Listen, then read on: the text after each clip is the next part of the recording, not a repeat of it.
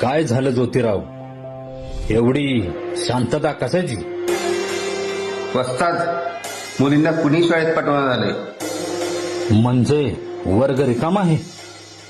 हो वस्ताद, मुलींसाठी शाळा उघडली पण एकही विद्यार्थिनी नाही.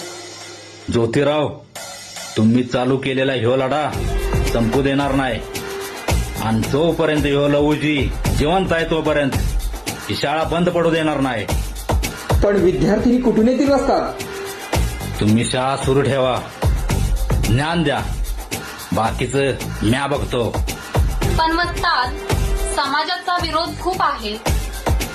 सावित्रीबाई, ह्यो समाज भीती दाखवतोय, पण या भीतीवर विजय मिळवायचा असेल तर कुणाला तर पुढे यावं लागेल.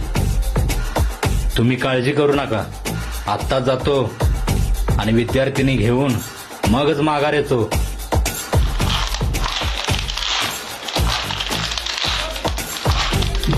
ज्योतिराव, वस्ताद गेलेत खरे, पण समाजाच्या एवढ्या विरोधात मुलीला कोणी शाळेत पाठवेल का?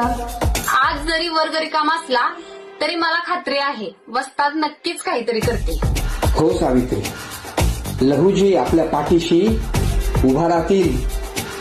आज जरी हा वर्ग रिकामा असला तरी या ज्ञानाचा दिवा आपण पेटवला आहे. अरे थांबा, कोणीतरी येते वाटतं.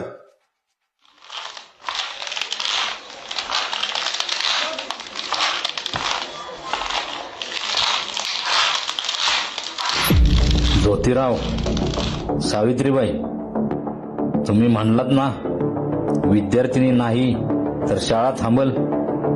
ही माझी पत्नी मुक्ता साळवे.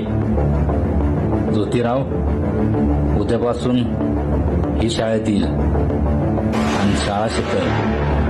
वस्ताद, इतका विरोध असताना तुम्ही तिला इथपर्यंत कसं काय आणलं? सावित्रीबाई, हा समाज भीती दाखवतोय. जर आपणच घाबरलो तर या मुली कधीच शिकणार नाहीत आणि आपल्या या लेकींचं आयुष्य अंधारात जाईल. आई, मला शाळा शिकायची. आज एक मुलगी आली आहे, पण एक दिवस या दारातून हजारो मुली शिक्षण घेतील. मुक्ता, आजपासून तू फक्त विद्यार्थिनी नाहीस तर या देशातील मुलींच्या शिक्षणाची पहिली किरण आहेस. चल मुक्ता, आज पहिला धडा सुरू करूया. सावित्रीबाई, ज्योतिराव, तुम्ही पेटवलेली क्रांतीची ही मशाल आम्ही अखंड ज्वलंत ठेवू.